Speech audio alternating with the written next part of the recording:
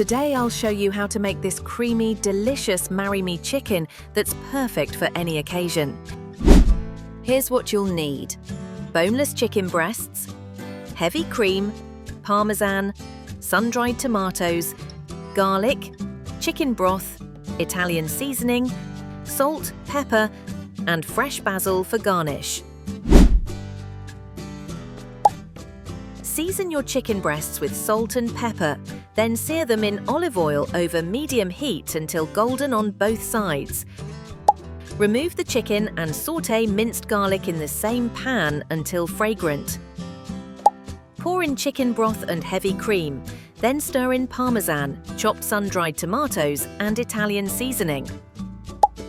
Return the chicken to the pan, spoon sauce over, and let it simmer until fully cooked.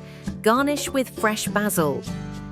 And that's it! Creamy, dreamy Marry Me chicken, ready to serve. If you enjoyed this recipe, don't forget to like, share, and subscribe for more easy cooking ideas.